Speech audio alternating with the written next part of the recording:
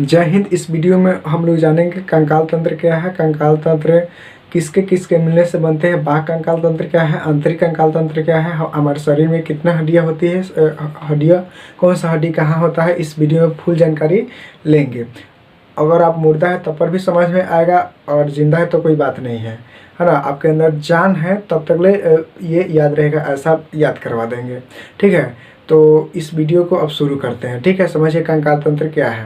ठीक है ना, आपको ऐसा याद करवा देंगे, ऐसा जैसा आप किसी के नाम याद कर लेते हैं या नाम आपका ये नाम याद है। ठीक है, और ये बात है कि अगर आप है ना आपके अंदर जान है तब तक ये बात आपको याद रहेगी, ऐसा याद करवा देंगे कंकाल तंत्र के बारे में। ठीक है, तो चलिए शुरू करते हैं। अब कंकाल तंत्र देखिए क्या है।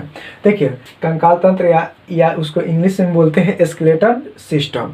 देखिए तब पहले कंकाल के बारे में समझ लीजिए, तब उसके बाद कंकाल तंत्र के बारे में बता देंगे। देखिए कंकाल, जब हड्डियां आपस में जुड़ेगा तो कंकाल बनेगा, और हड्डियों का समूह जब होगा तो उसे कंकाल तंत्र कहेंगे या स्केलेटल सिस्टम बोलेंगे उसको। ठीक ना, हड्डियों का समूह को क्या बोलेंगे?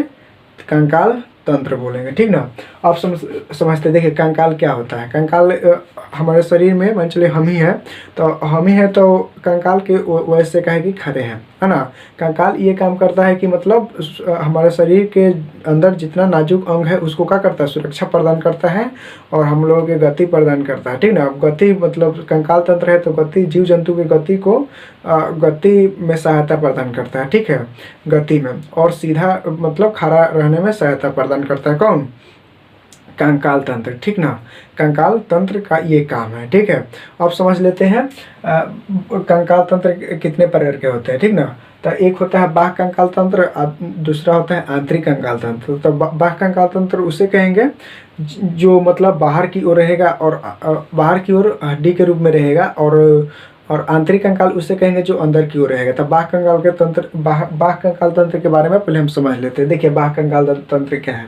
ठीक है, देखिए बाह्य कंकाल तंत्र में देखेंगे, जैसे मान चले केकड़ा के देखते हैं कि तो केकड़ा का होता है कि उसके ऊपर एक आवरण होती है, जो उसको हम लोग टच करके देखते हैं तो क्या होता है? हार्ड कुछ होता है, हार्ड करा होता है। तो उसके ऊपर कौन सा रहता है? बाह्य कंकाल तंत्र रहता है, जो बाहर की ओर हार्ड मतलब उसको उसके शरीर को है ना सुरक्षा प्रदान करता है। वो कंकाल जो बाह्य कंकाल तंत्र है। जैसे छोटे छोटे कीट है, उसको कौन बचाएगा? कोई नहीं बचाएगा, क्योंकि उसके जो भगवान है उसको क्या किया है कि मतलब पहले ही से बना करके दिया है कि तुम अपने से खुद को रक्षा करेगा। ठीक है ना, तो मतलब उसको बाह्य कंकाल दिया गया है। केकड़ा हो गया, तिलचट्टा हो गया, तिलचट्टा भी है। तिलचट्टा को देखते हैं, उसको एक लत मतलब भूले से चिपा ऊपर जाएगा पैर से, तो क्या होता है कि कुछ देरी के बाद उठ के फिर चल जाता है और कहीं कोना वोना में जाकर के फिर से अपना सीधा उदा हो जाता है। ठीक है, और मान चले मक्खी भी हो गया, मकरा भी हो गया, मक्खी मकरा, और शौंख आ जाएगा। घोंघा होता है, घोंघा यानी उसको भोजपुरी में बिहार में हम लोग बोलते हैं उसको ऐंठा। ठीक है ना, तो ऐंठा जो है उसका जो कंकाल होता है देखते होंगे आप लोग की मतलब उसका बाहरी वाला आवरण जो होता है बहुत मजबूत होता है, उसको ऐसे पीटने पर ठक ठक की आवाज़ आती है, तो उसका वो बाह्य कंकाल तंत्र होगा। ठीक है, वो क्या करता है, कोई मतलब देखता है कि मतलब अगल बगल में कोई नहीं ना, तो अपना क्या करता है कि अंदर से निकल करके क्या आता है? बाहर निकल जाता है और घास फूस खा करके फिर अंदर चल जाता है। तो उसे मतलब उसे हम घोंघा बोलते हैं। ठीक ना, तो घोंघा में भी बाह्य कंकाल तंत्र होता है। और शंख होता है, शंख में भी क्या होता है कि बाह्य कंकाल जो समुद्र में रहता है। ठीक ना, पानी उनी में। और कौड़ी भी है। कौड़ी कहने का मतलब पहले कौड़ी का प्रयोग अथी रुपया के रूप में किया जाता था किसी वस्तु को खरीदने में। तो कौड़ी भी है जो उसके ऊपर एक बाह्य कंकाल तंत्र होता है। ठीक है, और सीप भी होगा, सीप के ऊपर भी एक बाह्य कंकाल तंत्र होता है। राम जी का घोड़ा देखे होंगे, यानी कहने का मतलब सुग्गा ये छोट कीट होता है। हम लोग उसको बिहार में बोलते हैं राम जी के घोड़ा। ठीक ना, या राम जी का सूगा बोलते हैं। ठीक है ना, सॉरी राम जी का सूगा बोला जाता है यहाँ पे। तो राम जी का सूगा के जो आवरण है उसके ऊपर अगर टच करके देखते हैं तो क्या होता है? एक ऊपर एक आवरण आता है जो बाह्य कंकाल तंत्र है, उसको सुरक्षा प्रदान करता है, चोट लगने से बचाता है। ठीक है, और मान चलिए और आ सकता है, जैसे खटमल हो गया। मच्छर भी देखे होंगे, मच्छर को मान चलिए अभी मार दिया। ठीक ना, उसको मान भूल से उसको मारा, ठीक ना, ऐसे मार दिया, कहा कि नहीं मारा, ठीक ना, वो फिर उठ के चल गया, तो वो सोचेगा कि चलो सूदो तुमको हम पता चलाते हैं, ठीक ना। सोने के बाद क्या हुआ कि वो फिर से काटने आ जाता है, ठीक है। तो ये क्या है, किसका काम है, ये मतलब ये सब जो बात बताया है ये सब बाह्य कंकाल तंत्र ये है, ठीक ना, मतलब बाहर की ओर ये कंकाल रहेगा। अब आंतरिक कंकाल तंत्र के बारे में जान लेते हैं। आंतरिक कंकाल तंत्र क्या होता है? आंतरिक कंकाल तंत्र उसे कहेंगे जो शरीर के अंदर की ओर रहेगा, जो रहेगा, हम ही लोग हैं, तो हम लोग के अंदर का है ये कि आंतरिक कंकाल तंत्र जो अंदर की ओर कंकाल है, ठीक है। वो जो ऐसा है कि मतलब अंदर के अंग है, जो नाजुक अंग है, उसको चोट उट लगने से मतलब उसको सुरक्षा प्रदान करता है, ठीक ना, नाजुक अंगों को।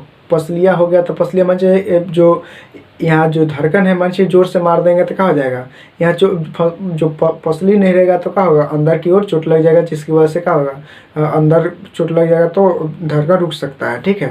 तो जो पसलिया है वो सुरक्षा प्रदान करता है, अंदर के नाजुक अंगों को बचाता है चोट लगने से, ठीक है। तो आंतरिक कंकाल उसमें रहेगा, जैसे मान चलिए घोड़ा हो गया, बैल हो गया, ऊँट हो गया, और कुत्ता हो गया, बिल्ली हो गया, इस सब के अंदर सांप हो गया, सांप के अंदर भी आंतरिक कंकाल होता है। तो अब समझ लेते हैं, देखिए कंकाल तंत्र किसके किसके मिलने से बनता है, ठीक है। तो कंकाल तंत्र मिलने से बनता है अस्थि और एक उपास्थि। तो अस्थि देखिए, हाँ, एक और बात आ जाती है आंतरिक कंकाल। देख कछुआ बताइएगा, कछुआ में कैसा कंकाल तंत्र होता है? तो कछुआ जो होता है, कछुआ के ऊपर एक आवरण होता है, उसको कितना मारिएगा ना तो उसके अंदर चोट नहीं लगेगा, ठीक ना। उसको मारिएगा तो क्या होगा कि कोर थिमुरी सुकरा के पूरा ये नीचे अपना ये अंदर चला जाएगा, अंदर मुंह करके आराम से बढ़ जाएगा, तो ऊपर से कितना मारो लेकिन उसको चोट नहीं लगेगा।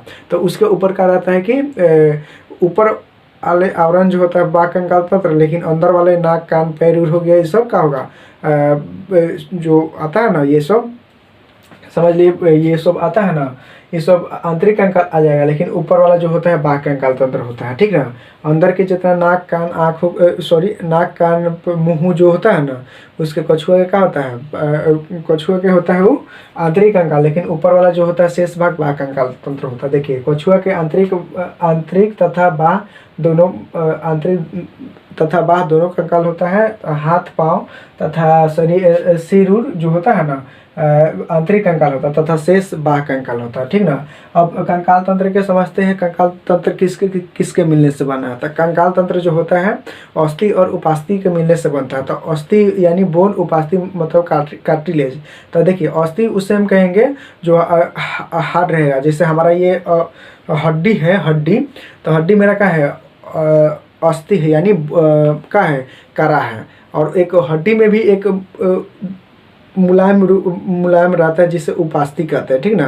तो देखिए पहले हड्डी को कंप्लीट कर लेते हैं, हड्डी यानी अस्थि को, यानी बोन को कंप्लीट कर लेंगे, उसके बाद अस्थि को हम लोग अच्छा से समझेंगे, ठीक है। तो पहले अस्थि को समझते हैं। देखिए अस्थि जो होता है अत्यधिक कठोर होता है, क्या कि हार्ड होता है, क्योंकि उसमें कैल्शियम कार्बोनेट और कैल्शियम फॉस्फेट पाया जाता है, ठीक है। तो और उसमें एक प्रोटीन पाई जाती है। ये क्वेश्चन बार बार पूछता है कि अस्थि में कौन सा प्रोटीन पाई जाती है? तो अस्थि में ओसिन प्रोटीन पाई जाती है, ठीक ना। ओसिन प्रोटीन किस में पाई जाती है? अस्थि में पाई जाती है। और जल जो होता है, जल 50% और 50% कार्बनिक जो कार्बनिक पदार्थ होता है वो पाया जाता है, ठीक है। और 30 वर्ष के अधिक उम्र जब आती है, जब 30 वर्ष किसी वयस्क मनुष्य के 30 वर्ष से अधिक उम्र हो जाती है, तो उसके हड्डी का घनत्व कितना हो जाता है? हड्डी का जो घनत्व होता है अधिक हो जाता है, ठीक ना। और उसमें अस्थि में कहा होता है कि 54% से 58% कैल्शियम फास्फेट होता है ना। कितना फास्फेट? सबसे मतलब लगभग 54 से 58% तक कैल्शियम फास्फेट किस में होता है? अस्थि में होता है, ठीक ना। अब समझते, देखिए अस्थि में भी जो होता है, देखते हैं हम लोग कि अस्थि में भी अगर मान चले मुर्गा खाए होंगे, तो मुर्गा में जो होता है उसको तोड़ेंगे तो क्या होगा, एक खोखला भाग मिलेगा, ठीक ना। जिससे एक है ना, एक रहता है, एक झिल्ली के रूप में मिलेगा, जिसे है ना उसे बोलेंगे अस्थि मज्जा बोलेंगे, ठीक ना। तो अस्थि मज्जा यानी झिल्ली के रूप में या मच्छरदानी के रूप में थोड़ा झिल्ली उसका खोखला भाग में भरा हुआ रहता है, ठीक ना। तो उसमें क्या होता है कि अस्थि मज्जा होता है। अस्थि मज्जा जो होता है ना, उसमें RBC और WBC दोनों पाया जाता है। जब हम लोगों का शरीर क्या होता है कि वयस्क के रूप में आ जाता है ना, जब ये है ना वयस्क बन जाता है हमारा शरीर तक होता है कि उस समय अस्थि में ही, बोन में ही क्या होता है कि WBC और RBC खून का बनना शुरू हो जाता है। किस में? RBC और WBC दोनों में, दोनों खून बनना शुरू हो जाता है। किस में? हड्डी में, है ना, हड्डी यानी अस्थि में। ठीक है, तो अस्थि मज्जा जो होता है ना, क्वेश्चन पूछ देता है कि RBC और WBC कहाँ पाया जाता है, तो अस्थि मज्जा में पाया जाता है। अब समझ लेते हैं उपास्थि क्या है, यानी कार्टिलेज। उपास्थि यानी कार्टिलेज। ठीक है, तो ये क्या होता है कि मुलायम होता है। हड्डी में भी चिकन उकन खाए होंगे तो देखे होंगे कि उसके ऊपर एक थूर थर के क्या हो जाते हैं कि उसको खा लेते हैं, वो मुलायम रहता है, मुलायम के रूप में रहता है। जैसे हमारा नाक हो गया ही, नाक तो नाक का है मुलायम है थोड़ा, तो वो का है एक हड्डी ही है। तो हड्डी का ये दूसरा रूप है जिसे उपास्थि कहेंगे। तो उपास्थि का होता है मुलायम होता है, तो ये नाक की हड्डी उपास्थि है या मुलायम है उसको, है ना। और कान की हड्डी भी जो है क्या है, मुलायम है। ठीक है, अब ये जो होता है, जो हड्डी के, जैसे मुर्गा खाए होंगे, चिकन वगैरह खाए होंगे, तो उसके मोटा हड्डी के ऊपर उपास्थि जो होता है कार्टिलेज मुलायम रहता है। ठीक है, नाक जो कान की हड्डी का ऐसा मुलायम थोड़ा रहता है। ठीक ना, तो उसे कार्टिलेज कहेंगे। इसमें जो होता है ना, इसमें कैल्शियम फॉस्फेट पाया जाता है। ठीक ना, किस में? उपास्थि में कैल्शियम फॉस्फेट, लेकिन अस्थि में कौन? कैल्शियम कार्बोनेट और कैल्शियम फॉस्फेट दोनों पाया जाता है। तो कहा जाता है कि कोई व्यक्ति हो गया, तो व्यक्ति का जब चिता जलता है तो किसी का चिता जल्दी जल जाता है और किसी का जल्दी नहीं जलता है, जिसकी वजह से कहता है लोग कि उसको वो बहुत बड़ा पाप किया था, जिसकी वजह से कहा कि वो उसका चिता जल्दी नहीं जला है। तो ऐसा बात नहीं है। ठीक ना, क्योंकि उसके अंदर बेचारा जो खाया पिया रहता है, तो उसके अंदर जो होता है कौन? कैल्शियम फॉस्फेट अधिक रहेगा, जिसकी वजह से जल्दी क्या होगा कि जलेगा। जैसे देखे होंगे कि माचिस के डिब्बा होता है, माचिस में क्या होता है? कैल्शियम फॉस्फेट पाया जाता है ना, लाल फास्फोरस पाया जाता है ना। तो फास्फोरस एक ऐसा चीज़ है जो आग लगा जाए तो आसानी से धधकेगा, ठीक ना, जलेगा। तो उसी तरह जो होता है कि कोई लोग बोलता है कि वो उसका चिता जल्दी नहीं जला है, तो ऐसा नहीं है, क्योंकि वो जो बेचारा मतलब जो खाएगा पिएगा तो उसके अंदर क्या होगा, जो कैल्शियम फॉस्फेट सबसे अधिक रहेगा, तो कहा होगा कि उसका चिता जल्दी से जल जाएगा। और जिसका नहीं रहेगा, जो खाया पिया नहीं रहेगा, तो उसके अंदर क्या होगा, ये क्या कैल्शियम फॉस्फेट की जो मात्रा हुई कम होगी, जिसकी वजह से क्या होता है कि नहीं जलता है। ये अंधविश्वास है। ठीक है, अब जानते हैं इसके, देखिए जो नाक बता दिया, और सिर जो बड़े हड्डी के शीर्ष भाग पर पाया जाता है। इसमें प्रोटीन जो होती है ना, कौन सा प्रोटीन? कार्डिन प्रोटीन पाया जाता है। किसमें? उपास्थि में कार्डिन प्रोटीन पाया जाता है। अब समझते हैं शिशु में कितना हड्डी, तो शिशु में 300 और बाल अवस्था में 208 और वयस्क जो हो जाता है ईवा के रूप में आ जाता है, तो उसमें कितना 206 हड्डियाँ हो जाती है। अब समझते हैं, ये बार क्वेश्चन रेलवे के एग्जाम में पूछता है। ठीक है, नोट में समझते हैं। देखिए, अस्थि मिलेगा तो लिगामेंट बनाएगा, और मांस और अस्थि मिलेगा तो टेंडन बनाएगा, और मांस मिलेगा तो क्या बनाएगा, अगर मांस मिलेगा तो सेलेक्सोर बना देगा। ठीक है, तो ये अब समझते हैं, अगर ये आपको समझ में आ गई होगी। ठीक है, तो अब समझते हैं अगला इसका भाग देखते हैं। तब तक ले इसको क्या करिए कि स्क्रीनशॉट ले लीजिए, आगे अब बताने जा रहे हैं इसको।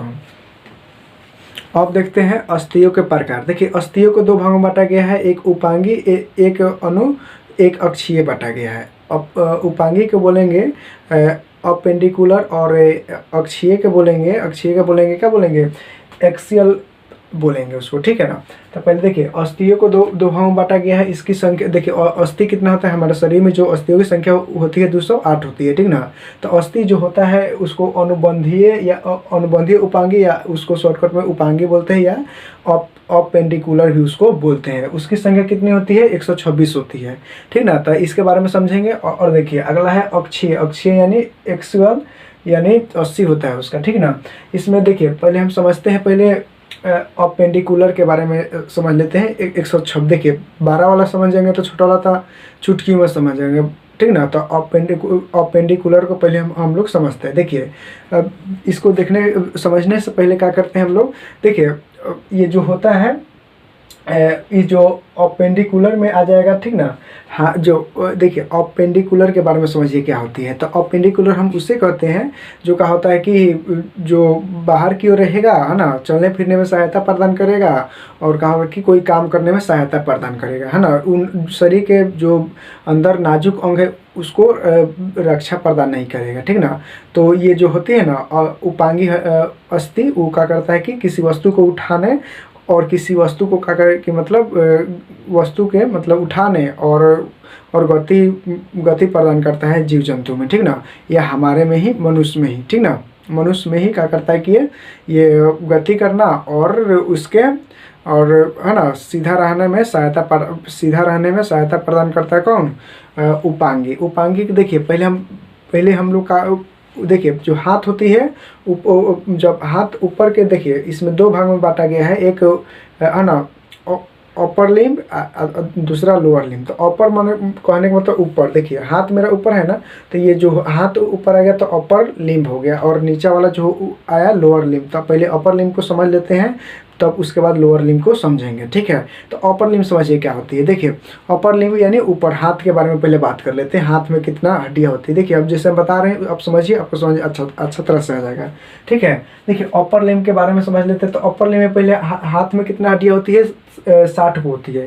कहने का मतलब इसमें 30 गो और इसमें 30 गो, कहाँ 30 गो होता है आपको हम बता देंगे, ठीक है। समझ में आ जाएगी, ठीक है। तो देखिए समझते हैं, है ना। हाथ में समझेंगे तो देखिए आपको हम बताने जा रहे हैं, समझिएगा अच्छा से, ठीक है। देखिए जो हड्डी होती है ना, देखेंगे जो यहाँ से यहाँ तक जो यहाँ से मुड़ रहा है ना, यहाँ से मुड़ रहा है, ठीक ना। ये जो है ना ह्यूमरस है, ठीक ना, यहाँ से यहाँ तक का है ह्यूमरस है, यहाँ से जो यहाँ तक का है ह्यूमरस, है ना। ह्यूमरस रेडियस यहाँ से आलना, ठीक है। समझिए क्या बोल रहे हैं।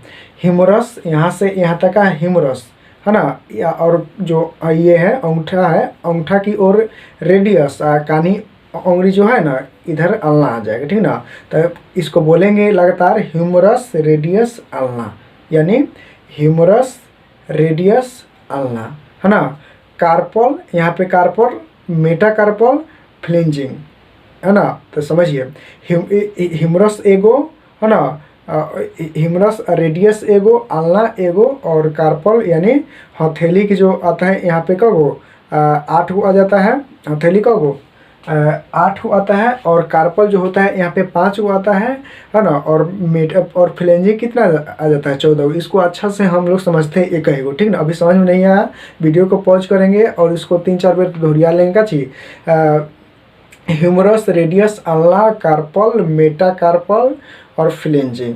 फिर से ह्यूमरस रेडियस का जो अंगूठा है ना, अंगूठा के ओर, है ना, रेडियस कानी उंगली के पास की ओर का आता है, जो हड्डी होता है 2 गो हड्डी आता है, यहाँ से यहाँ तक 2 हड्डियाँ बढ़ जाती है, ठीक ना। तो इधर वाला के ह्यूमरस ह्यूमरस रेडियस होगा, यहाँ के आलना हो जाए, ठीक है। यहाँ पे मतलब 2 हड्डियाँ होती है, ठीक ना। ह्यूमरस यहाँ पे, रेडियस यहाँ पे, आलना यहाँ पे। ह्यूमरस रेडियस आलना, कार्पल, मेटाकार्पल और फ्लेंजिंग, ठीक ना। तो ह्यूमरस एगो, है ना, रेडियस एगो, आलना एगो, और कार्पल 8 गो, और मेटाकार्पल आपको 5 गो आ जाएगा, फ्लेंजिंग यानी 14 गो हड्डियाँ आ जाएगा। तो एक ही गो इसके बारे में अच्छा से समझ लेते हैं। देखिए तो पहले ह्यूमरस को समझते हैं। तो ह्यूमरस जो होता है यहाँ से यहाँ तक ह्यूमरस आ जाता है ना। और रेडियस की बात करते हैं तो रेडियस जो यहाँ से यहाँ तक 2 हड्डियाँ बढ़ जाती है, यहाँ से जो है ना, यहाँ से यहाँ तक 2 हड्डियाँ बढ़ जाती है, ठीक है। और 2 हड्डियों में आता है इधर जो होता है, इधर वाला, है ना, रेडियस, हेने वाला का आता है कि आलना हो जाता है, ठीक ना। तो ह्यूमरस यहाँ पे एगो, रेडियस यहाँ पे एगो, 2 गो, आलना यहाँ पे 3 गो। यहाँ पे एक हड्डी होती है, यहाँ पे 8 गो हड्डी होता है जिसे हथेली कहते हैं, या उसे है ना कार्पल बोलते हैं, ठीक ना। तो कार्पल की संख्या जो आती है कितना आ जाती है? 8 गो आ जाती है। यहाँ पे 8 गो हड्डियाँ होती है ना। तो उसके बाद यहाँ पे जो हड्डी आती है ना, यहाँ पे यहाँ से यहाँ तक जो यहाँ 1 2 3 4 5 गो होती है ना। कार्पल यहाँ पे, मेटा कार्पल यहाँ पे कब आ जाता है? 5 गो, है ना। और उसके बाद फ्लेंजिंग जो होता है, फ्लिंजिंग कहने का मतलब जो है यहाँ से उंगलियाँ को गो 14 गो उंगलियाँ में 14 गो क्या होता है अस्थि हड्डी होता है। जैसे मान चलिए समझिएगा तीन भाग में कटा तीन भाग में क्या है कि जो उंगली है मतलब 1 2 3 भाग है, तो एक में मतलब एक उंगली में 3 भाग है तो 3 गो हड्डी होगा। तो इसमें 3 गो 3 3 6 6 3 9 9 3 12 हड्डी हो गया। अब 12 हड्डी इसमें 3 भाग नहीं होता, देखिए यहाँ से एक भाग आ गया, यहाँ से एक बार 2 भाग होता है इसमें, ठीक ना। तो इसमें एक उंगली एक हड्डी कम हो जाती है, जिसकी वजह से क्या हो जाता है 14 हो जाता है, नहीं तो 15 होता है, ठीक है। देखिए इसमें 2 गो और इसमें 3 3 6 6 3 9 9 3 12 12 तो 14 उंगली में 14 गो। और यहाँ पे जो होता है मेटाकार्पल में कौ गो 5 गो, आ कार्पल में यहाँ पे कौ गो 8 गो, आल्ना में 1 गो, और रेडियस ह्यूमरस रेडियस आल्ना में 1 गो, रेडियस में 1 गो, है ना, ह्यूमरस में 1 गो, यानी टोटल गिनने पर कितना हो जाएगा इसमें 1 गो, एगो ह्यूमरस, एक रेडियस, एक आल्ना 3 गो, कार्पल एक आ जाएगा, कार्पल 8 गो, तो कब हो जाएगा 8 8 3 11 गो, 11 गो जब ये आ जाएगा, और 5 गो यहाँ से 11 5 16, और जो कार्पल मेटा कार्पल 5 गो, तो 11 गो 5 गो कितना गो 16 गो, यहाँ से जो आ जाएगा समझिएगा, है ना, यहाँ से जब आ जाएगा कैसे मेटा कार्पल को 5 गो, तो 16 5 जोड़ेंगे तो कितना हो जाएगा 16 5 21 आ जाएगा, 16 5 कितना हो जाएगा समझिए अच्छा से, 16 को 5 को जोड़ेंगे तो कितना हो जाएगा 21 को आ जाएगा, यहाँ से 14 को जोड़ेंगे तो कितना हो जाएगा 14 को जोड़ेंगे तो कितना हो जाएगा 14 को जोड़ेंगे तो 30 को टोटल हो जाएगा हड्डियाँ, ठीक ना। तो एक हाथ में 30 हड्डी, तो दोनों हाथ को जोड़ेंगे तो कितना हो जाएगा 60 हड्डियाँ हो जाएगा, ठीक ना। तो इस वीडियो को पॉज करेंगे और बोलेंगे ह्यूमरस रेडियस आल्ना, है ना, कार्पल मेटा कार्पल फ्लेंजिंग, है ना, humerus radius ulna carpal metacarpal phalanges, इसको 2-3 बार दोहरा लेंगे कंप्लीट हो जाएगा, ठीक ना। तो एक हाथ में 30 हड्डी, एक हाथ में 30, तो दो हाथ में 60 हड्डी हो गया, ठीक ना। अब समझते हैं अपर लिम्ब के समझ लिए, तो लोअर लिम्ब को अब समझते हैं। तो लोअर लिम्ब समझ, देखिए लोअर लिम्ब कहने का मतलब क्या होता है कि पैर के नीचे भाग, है ना। तो समझते हैं ये उपांगी ये है, ठीक ना। उपांगी कहने मतलब ये चलने फिरने में सहायता प्रदान करेगा, ठीक है। इसका भी संख्या 60 गो होता है, 30 गो, है ना, एक पैर में 30 गो, एक पैर में 30 गो, तो 30 गो 60 गो होता है। इसको अच्छा से हम लोग समझ लेते हैं, ठीक ना, तब आपको अच्छा से समझ में आ जाएगी क्या है। देखिए फिर सबसे अभी हम लोग पढ़े होंगे, ठीक ना, कि सबसे बड़ी हड्डी कौन होता है, तब फीमर होता है। तब फीमर जो होता है जांग की हड्डी होता है ना, जांग की हड्डी। तो जांग के हड्डी के देखेंगे तो एक होता है, ठीक ना। उस फीमर के जांग की हड्डी का दूसरा नाम है क्या उरु अस्थि नाम है उसका, ठीक ना। क्वेश्चन पूछा हुआ ही है कि इसमें से कौन जांग की हड्डी है, उरु अस्थि दिया था उसमें क्वेश्चन में का ऑप्शन में दिया था उरु अस्थि। तो फीमर के ही दूसरा नाम है उरु अस्थि, या जांग की हड्डी का नाम है उरु अस्थि। इनको होता है एगो होता है, ठीक ना। और उसके बाद जांग की हड्डी के बाद एगो कटोरी के आकार का एक आता है गोलाकार, जो क्या होता है कि हमको पीछे में केवल मुड़ने के लिए पैर जो होता है, पैर जो आता है उसको पीछे मोड़ सकते, लेकिन आगे की ओर नहीं मोड़ सकते। पटेला एक होता है गोलाकार, है ना, हमेशा नाचते मतलब ये जब मोड़ते हैं तो ये काम करता है, ठीक ना, आगे बढ़ने नहीं देता है। तो कहा जाता है कि मतलब देहात में कहता है लोग कि जो औरत के दिमाग होता है घुटना में होता है, तो ऐसा बात नहीं है, ये गलत बात है। जानते हैं लड़की लोग ही अब अभी चल के दुनिया में क्या है कि आगे बढ़ रही है सब, ठीक है, लेकिन और लड़की ही मतलब चांद पर पहुंची है कौवेर सब, ठीक ना। तो ये ऐसा गलत बात है, नहीं कहना चाहिए, ठीक ना। तो ये सब नहीं कहना चाहिए, ठीक है। तो समझते हैं, देखिए फीमर पहला आ गया। फीमर जो जांग की हड्डी होती है एगो, अब पटेला को गो एगो होता है गोलाकार होता है पटेला, और उसके बाद आ जाता है टिबिया, है ना, टिबिया और फिबुला आ जाता है, ठीक ना। तो टिबिया आपको एगो और फिबुला एगो। टिबिया को कैसे पहचानेंगे, टिबिया हड्डी चमकीली हड्डी होती है, ठीक ना। मैं चलो इससे हम खड़ा हैं तो हमारा दाएं ओर जो होगा हड्डी, देखिए जो हाथ में जो हड्डी था 2 भाग बांटा गया था, उसी तरह जांग में भी 2 भाग है। तो मोटा वाला हड्डी जो होगा ना, तो मोटा वाला जो हड्डी अगर टिबिया होगा और फिबुला जो होगा पतला हड्डी होगा, उसी के साथ रहता है, ठीक ना, किसके पैर के साथ है, ठीक ना। किधर मान चलिए ये जो मोटा वाला समझा रहे हैं, मोटा वाला जो होगा ना, मोटा वाला देखिएगा, मोटा वाला जो हड्डी होगा उसी में तो वो क्या होगा टिबिया, और जो पतला हड्डी होगा वो फिबुला होगा, ठीक है। तब देखिए हमारा जो हाथ है, इधर हाथ है, ये इधर में जो मतलब हाथ के जो है ना, हाथ का जिधर से देखेंगे, इधर में देखेंगे तो वो फिबुला पहले मिलेगा, इधर जो होगा बीचे बीचे जो शरीर के पीछे जो हड्डी आएगा यहाँ पे है ना, जांघे में जो हड्डी आएगा मोटा के रूप में, मोटा थोड़ा रहेगा, वो क्या कहलाए टिबिया, अब फिबुला होगा, है ना, ये पतला हड्डी। और टिबिया को चमकीली हड्डी भी बोला जाता है ना।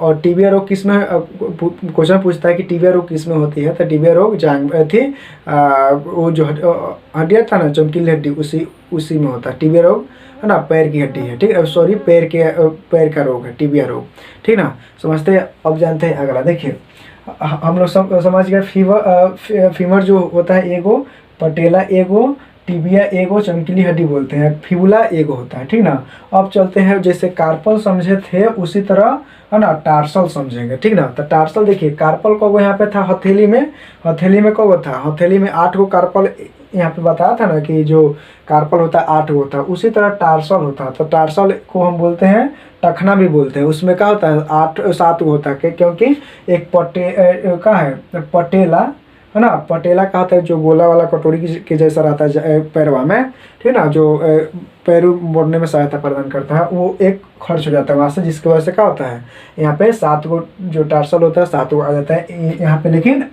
यहाँ पे तो खर्चा नहीं होता था, ये इसमें क्या होता है कार्पल 8 गो हो जाता है। तो इसमें टार्सल कब हो, एरी में जो होता है, एरी में आता है ना, टार्सल जो होता है एरी में, ठीक ना, जो एरी में आता है जो हड्डी होता है उसमें कब हो 7 गो होता है, ठीक है। अब समझते हैं मेटाटार्सल। तो मेटाटार्सल में देखिए, जैसे मान चले मेटाकार्पल में था 5 गो, जैसे यहाँ पे था समझिए, है ना, यहाँ कार्पल, यहाँ पे मेटा है ना, मेटाटार्सल समझिए फिर से, यहाँ कार्पल था ना और मेटाकार्पल यहाँ पे आता था, उसी तरह यहाँ पे टार्सल और एरी यहाँ पे आ जाएगा, ठीक ना, यहाँ एरी, है ना। तो एरी को बोलेंगे टार्सल, जहाँ पे 7 हड्डियाँ, और मेटाटार्सल में 5 हड्डियाँ हो जाता है, ठीक ना, जो मतलब यहाँ पे आता है, चित्र में आप देखेंगे उसको, ठीक है। अब देख चित्र में देख रहे होंगे। अब देखिए, अब जो उंगली में आता है फ्लिंजिंग, तो फ्लिंजिंग भी इसमें क्या हो जाता है 14 हो जाता है। तो टोटल गिनने पर कितना हो जाता है, एगो में पैर में, है ना, एक पैर में 30 हड्डियाँ, तो दोनों पैर में 60 हड्डियाँ, है ना, अभी है ना, अभी हो गया होगा, ठीक ना।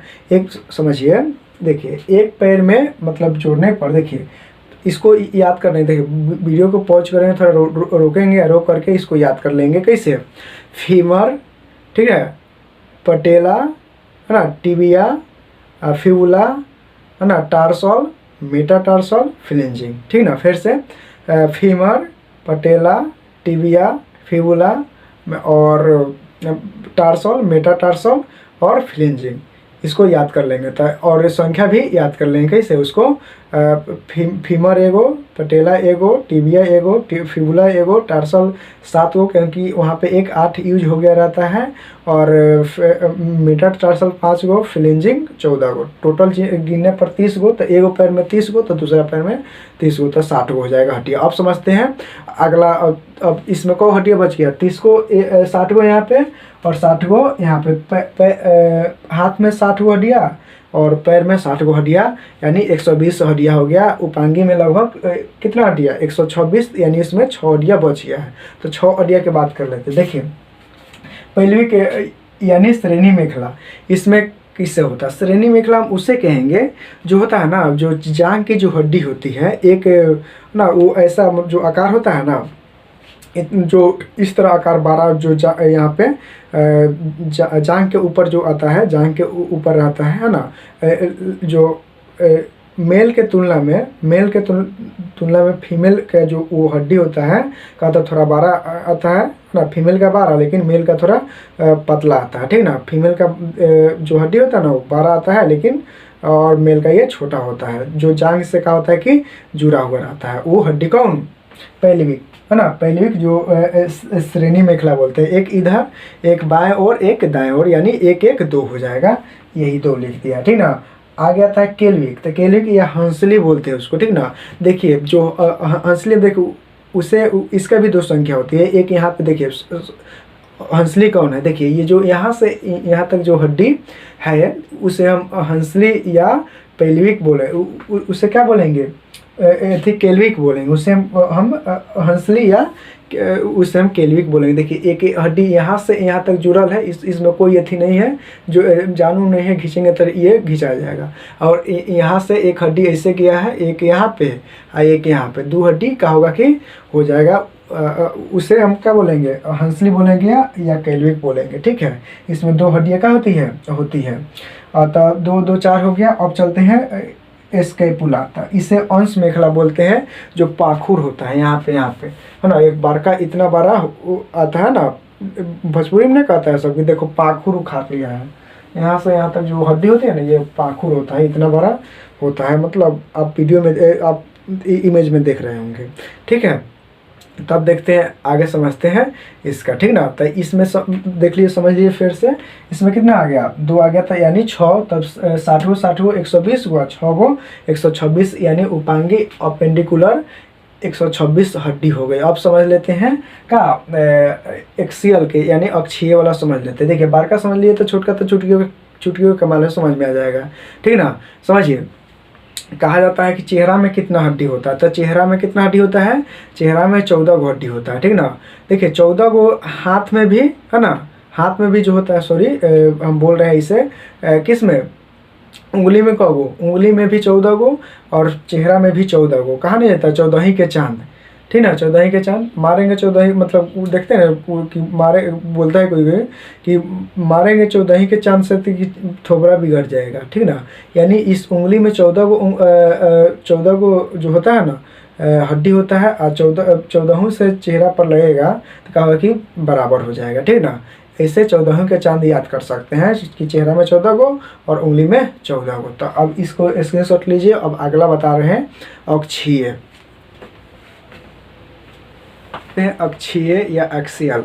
देखिए एक्सियल क्या होती है, मतलब शरीर के बीचों बीच ये होता है, कहने का मतलब क्या होता है, ये शरीर हो गया, शरीर के मतलब ये बता दिया है, उपांगी या अपेंडिकुलर, ठीक ना। ये बाहरी भाग, बाहर की ओर रहता है, और ये जो होता है शरीर के बाहर की ओर और गति प्रदान करता है, कौन एपेंडिकुलर। और एक्सियल जो होता है शरीर के बीचों बीच होता है, ठीक ना। इसकी संख्या कितनी होती है, 80 होती है, इसकी संख्या 80 होती है। इसका काम है कि नाजुक अंगों को सहायता प्रदान करना, ठीक ना। इसमें आ जाता है, आपका आ जाएगा कौन, आपको आ जाएगा मेरुदंड या कशेरुकदंड, है ना, पसली आ जाएगा, और स्टर्नम आ जाएगा, और सिर या खोपड़ी आ जाएगा, इसमें किसमें, अक्षीय में, ठीक ना। तो समझ लेते हैं इसके बारे में। देखिए ये क्या करता है कि ये नाजुक अंगों को सहायता प्रदान करता है। मान चलिए जितना ये सब चीज़ नहीं रहेगा, कोई आदमी है हमारे भेजे पर मार देगा तो जो होगा, शरीर का जितना जो नाजुक अंग है ना, पसली जो नस है ना, मेरुरज्जु है, एक मेरुदंड की सहायता से जो रीढ़ की हड्डी है उसमें एक छेद होता है, उसी की छेद होता है, उसी में क्या होता है कि जितना नस होता है झोझे, इसमें नस निकल करके इसमें एक खोपड़ी में एक छेद होता है, जिसकी वजह से कहा है कि जितना दिमाग में जो नस होता है आया रहता है। कोई मान चलिए मार देगा बात से, तो क्या होगा कि वो MCB जो होता है ना, ये गिर जाएगा, जिससे कहा होगा कि आदमी पागल हो जाएगा, ठीक ना। आदमी जो होगा मतलब जैसे रहेगा जैसा ही रहेगा, ठीक है। तो इसके बारे में हम लोग समझते हैं, ये जो अक्षीय ये नाजुक अंगों को सहायता प्रदान करता है, और ये बीचों बीच होता है, ठीक है, जैसे चित्र में आप देख रहे हैं। देखिए समझिए आगे, देखिए इसकी संख्या जो होती है, जो इसको बांटा गया है, पहला देखिए कशेरुदंड या मेरुदंड, इसकी संख्या कितनी होती है, तो इसकी संख्या जो होती है, जब जन्म लेता है बच्चा ना, तो उसमें 33 गो होता है, ठीक ना। और जन्म लेने के बाद उसको तेल मालिश करने के बाद देखते होंगे कि जब बच्चा जन्म लेता है तो तीन टाइम तेल लगाया जाता है, उसको पटक करके, उसको हाथ मोड़ करके, मतलब उसका जो मेरुदंड होता है क्या होता है, जो होता है ना 33 गो रहता है, वो बाद में आकर के सट जाता है आपस में, 26 गो हो जाता है ना। 26 गो हो मतलब उसको तेल लगाने की वजह से देखते हैं, मम्मी जो बच्चा के होता है उसको बार बार तेल लगाती है, मतलब पटक करके भी मतलब हाथ को है ना, हाथ पैर को सटा सटा के मतलब कैसे इसे तेल मतलब देहात में हम देखे हैं, मतलब वो ऐसे लगाती है, जिससे क्या होता है कि मतलब उसका जो कशेरुदंड है या मेरुदंड है क्या होता है कि 33 पर से 26 आ जाता है, ठीक ना, कम हो जाता है, आपस में सट जाता है, ठीक ना। तो इसकी संख्या ये प्रारंभ में कब हो 33 को और उसके बाद घट करके 26 को हो जाता है ना। उसी में आपको कह देगा मेरु रज्जु, तो मेरु रज्जु कहेंगे उसमें जो नस होता है, नस में नस जो रीढ़ होता है, रीढ़ में जो छेद होता है, छेद में जो नस निकला रहता है उसी को मेरु रज्जु बोलते हैं, है ना। जो रीढ़ होता है ना उसमें एक छेद होती है, खोखला होता है, उसी में एक जो होता है जितना नस निकला रहता है जिसे हम मेरु रज्जु बोलते हैं, ठीक ना। चलिए समझते हैं अगला। देखिए पसली की बात करते हैं, तब पसली में हड्डियों की संख्या कितनी हो जाती है। पसली कहने का मतलब सीना होता है, यहाँ से यहाँ तक, है ना। इधर में है ना, इसमें टोटल 25 गो होता है। छाती कहने का मतलब छाती में हड्डियों की संख्या 25 गो, है ना। कहने का मतलब 12 को इधर होता है पसलियों में, 12 को इधर, 12 को इधर, ठीक ना। 24 को आए के यहाँ पे एक्सटर्नल जो होता है, एक्सटर्नल बीचे बीचे का होता है कि एक्सटर्नल होता है। देखिए 12 को हेने के पसलिया, 12 को इधर के पसलिया, ये आपस में क्या होता है कि इस तरह रहता है। आप जब इस तरह सोचिए, अगर इस तरह रहता एक्सटर्नल न रहता तब इतनी लड़ाई झगड़ा में कैसा होता है ना, मतलब दिक्कत होता, कोई आता फाड़ देता, ठीक ना। या मान चलिए सोते तो हम लोग का होता, दिक्कत होता, है ना। तो ये मतलब इसको ऐसा न करके भगवान जी का कि एक एक्सटर्नल लोहा का मतलब लोहा ला करके ये मतलब जो पसलियाँ है ये दोनों करके मतलब दोनों का इस तरह लाया, मतलब और ला करके यहाँ पे चिपका दिया किससे, एक्सटर्नल से, जिससे कहा हुआ कि ये 12 को, ये 12 को 24 को, एक एक्सटर्नल 25 को। तो उसमें कितना पसलियों में जो छाती में कुल हड्डियों की संख्या कब हो 25 को होती है, ठीक ना। अब समझते हैं अगला।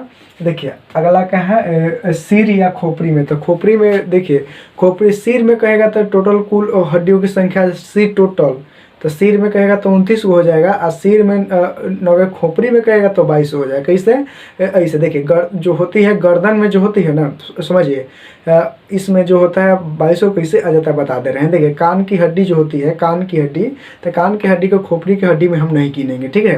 कान की हड्डी जो होती है खोपड़ी की हड्डी में उसको गिनवे नहीं करेंगे, क्योंकि 3 गो हड्डी, एक कान में 3 हड्डी, ठीक ना, 3 गो हड्डी, और दूसरा कान में 3 हड्डी, तो 6 हड्डी।